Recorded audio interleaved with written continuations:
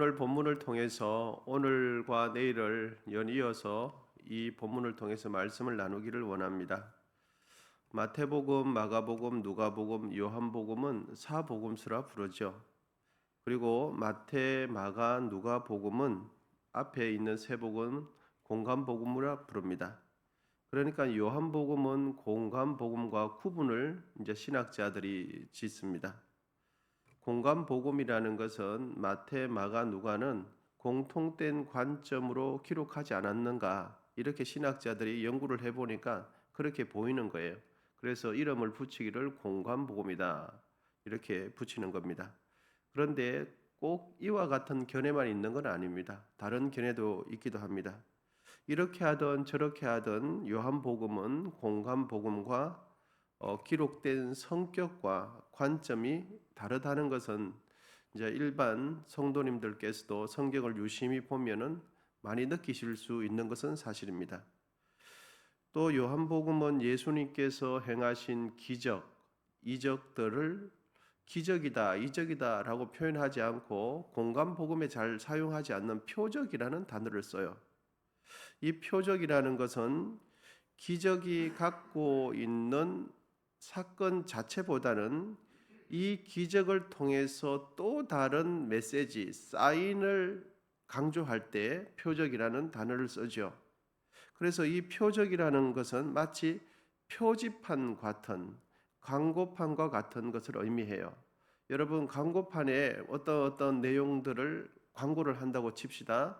뭐 여름철이니까 수박을 이제 여름이 다 지나가기 전에 수박을 반값으로 세일한다고 치는 그런 광고판이 있다고 생각해 봅시다. 여러분 그 광고판에 수박이 반값이 세일하는데 여러분 광고판에 수박 그림이 있어요. 여러분 그것이 수박입니까? 아니면 수박이 어디에서 판다는 뜻입니까? 그렇죠. 광고판에 수박 그림이 있는데 그것이 의미하지 않고 어디 언제 가면은 수박을 싸게 판다 이런 거예요. 예를 들면 여기 부산에서 서울로 갈 때 어디 밀양점이나 그 가면은 이제 표지판이 붙어 있죠. 여기서 서울까지 몇 킬로 이렇게 표지판이 붙여 있죠. 그러면 그 밀양에서 그 표지판을 볼 때 서울이라는 표지판에 서울이라는 이름이 적기 때문에 서울이 다 왔다는 겁니까? 아니면 서울로 가기 위해서는 이 방향으로 가야 된다는 뜻입니까? 그렇죠. 표적이라는 건 그런 거예요. 표적이 가지고 있는 기적이 가지고 있는 지금 현재보다 이 기적이 내포하는 것이 무엇인지 그 의미를 강조할 때 표적이다 이렇게 신학자들은 이해를 합니다. 요한복음에는 7 표적이 기록이 되어 있어요. 7번 표적이다 되어 있는데 그 첫 번째 표적이 오늘 본문에 기록되어 있는 내용입니다. 오늘 본문을 통해서 표적이라는 단어를 처음 써요. 교우님께서도 잘 아시지만 가나의 혼인 잔치가 오늘 본문이죠. 그래서 소위 맹물이 포도주로 바뀌는 사건이에요. 맹물에서 포도주로 바뀌는 것은 화학적으로는 분자 구조가 바뀌는 거거든요. 분자 구조가 일시적으로 바뀌는 것은 참 어려운 일이죠. 오늘 본문의 사건은 이렇게 진행이 되어집니다. 여러분 본문 1절인데 천천히 한번 읽어보겠습니다. 시작.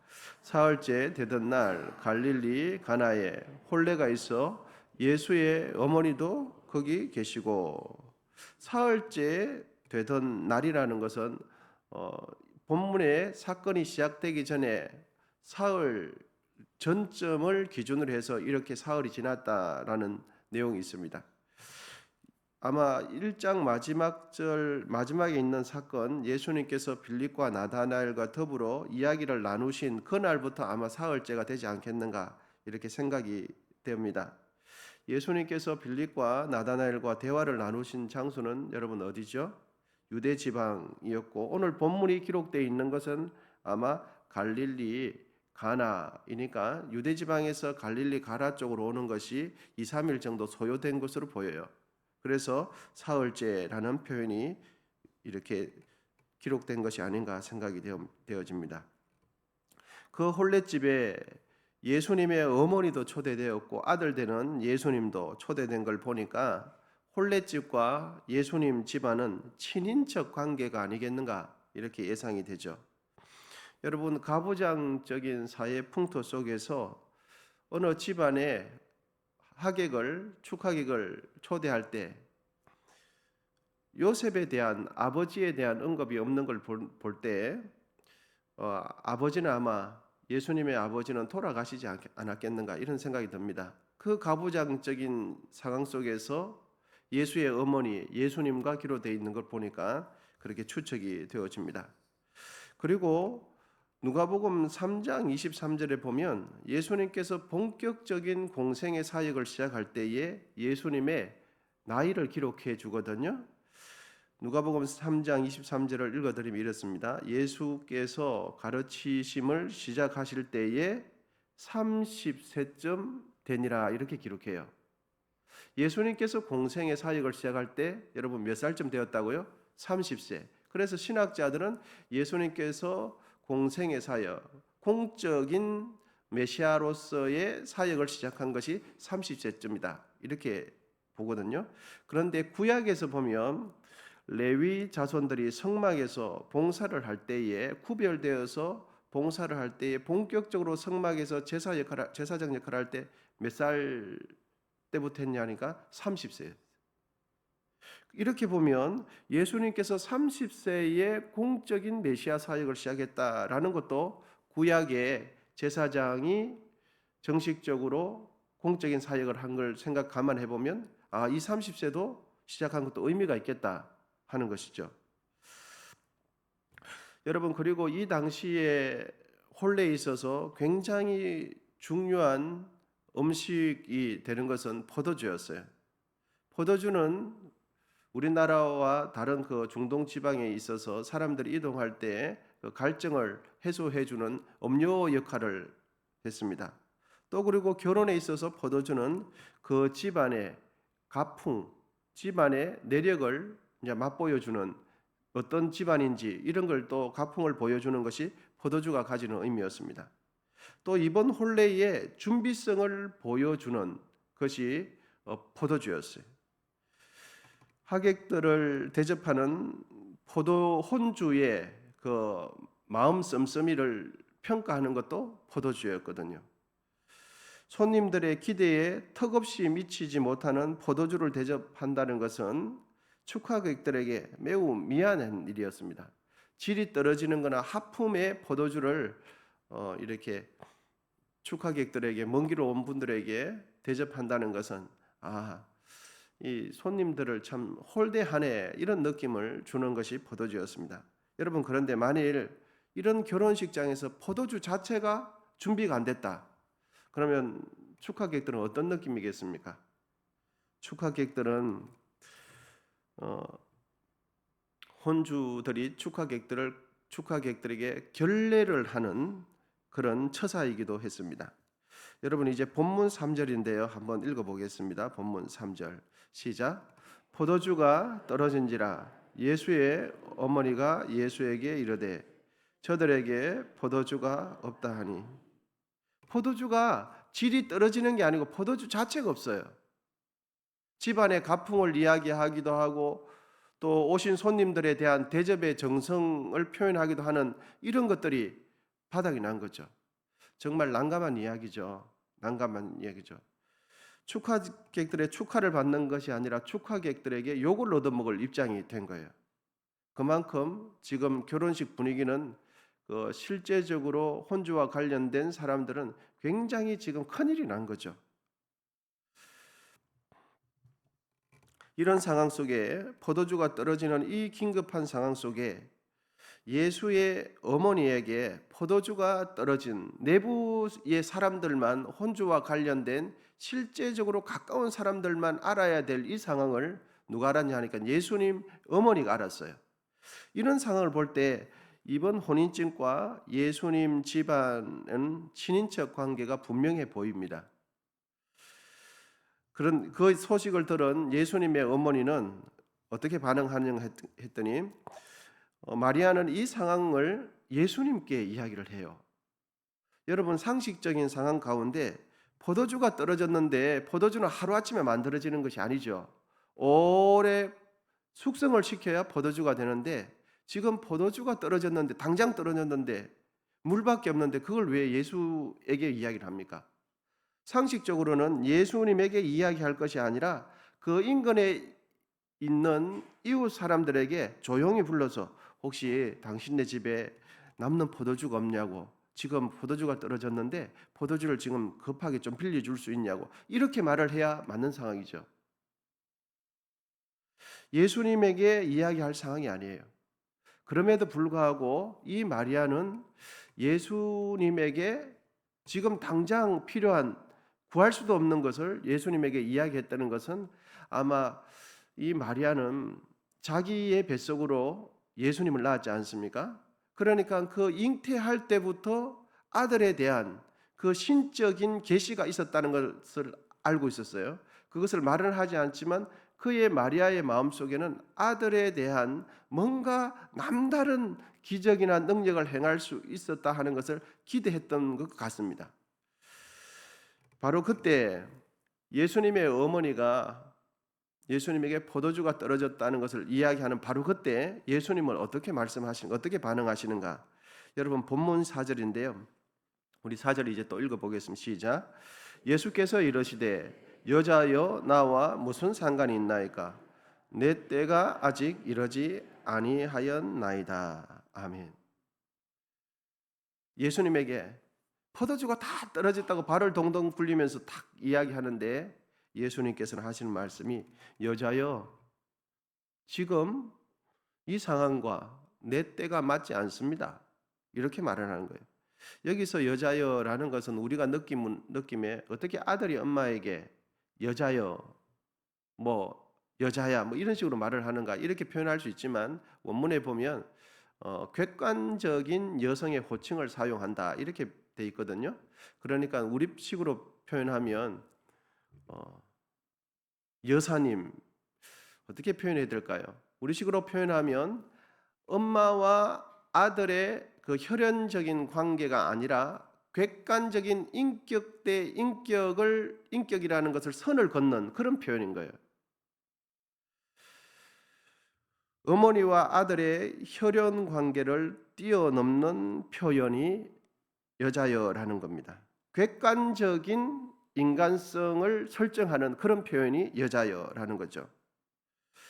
마리아는 예수님에게 너무 급해서 부탁을 했지만 예수님은 그 부탁을 인간적인 인간적인 친분에 걸려서 자신의 신적인 능력을 사용하지 않고 있어요. 마리아가 생각하기에는 지금 어떻게 아들이 능력을 좀 베풀어서라도 이 상황을 넘어가야 되는데, 그리고 이 고비를 넘겨야 되는데 아들 되는 예수는 선을 다 끊는 거예요. 선을 그어요. 여러분, 그때 마리아의 마음, 엄마의 마음 어떻겠습니까? 섭섭하죠. 아니, 내 뱃속에 나왔는데 이런 생각이 왜 안 들겠습니까?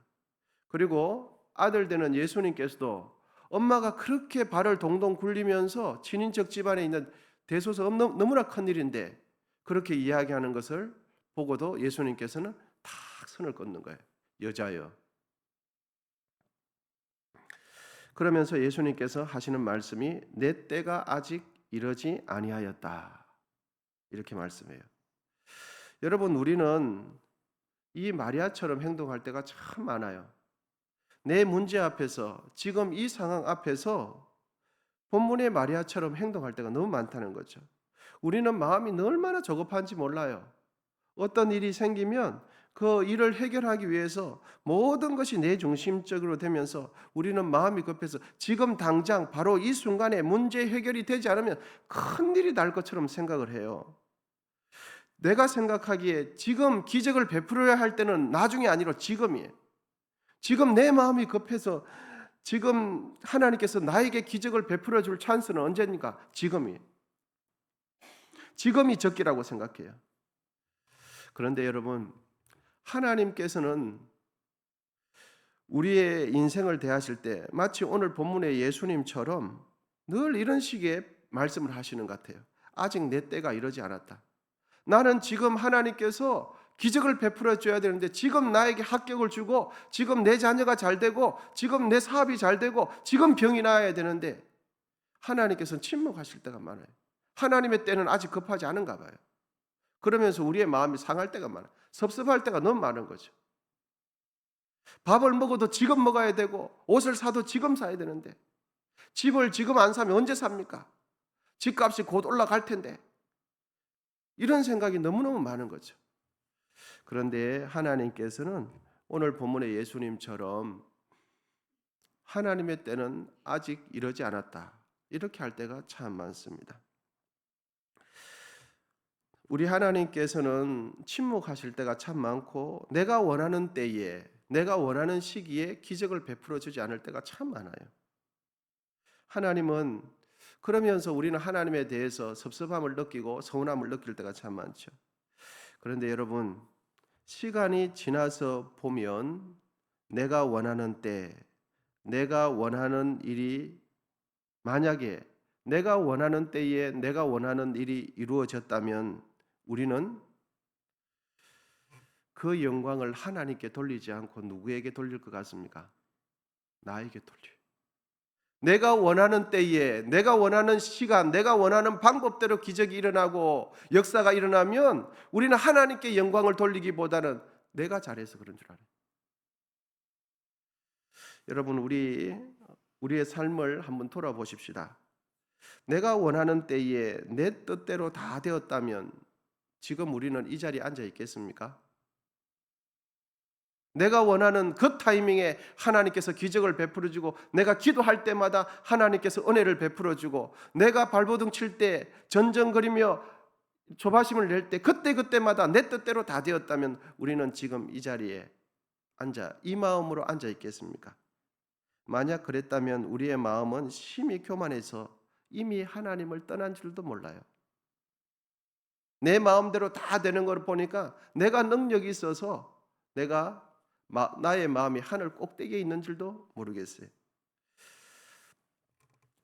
내 때에 내가 원하는 것이 이루어졌다면 우리는 하나님께 영광 돌리지 않을 것입니다. 그러므로 내가 원하는 때에 내 뜻대로 되지 않은 것이 감사해요. 여러분 나보다 나를 더 잘하시는 분이 누구시죠? 하나님이세요. 여러분 우리는 내 인생을 처음과 시작을 끝이 몰라요. 10년 뒤도 모르고요. 1년 뒤도 모르고 이 환경이 어떻게 바뀔지도 몰라요. 나보다 나를 더 잘 아시는 분이 하나님이세요. 그래서 내 때에 내가 원하는 방식대로 이루어지지 않은 것이 감사한 거죠. 여러분 그러므로 이 하루도 내 뜻대로 살지 마시고 하나님 뜻대로 살게 되시기를 축복합니다. 그래서 이 새벽에 우리가 같이 기도하고 싶은 것은요. 내 뜻대로 되지 않아서 하나님 감사합니다. 내가 전전거리고 내가 조바심이 날 때 그때마다 하나님께서 하늘 문을 열어서 돈을 주고 기적을 주면 우리는 아마 겸손을 배우지 못해요. 평생 겸손을 배우지 못해요. 인내를 배우지 못하고 신실함을 배우지 못해요. 여러분 나보다 더 잘 아시는 분은 주님이세요. 그 주님을 신뢰하는 이 하루 되시기를 축복합니다. 기도하겠습니다.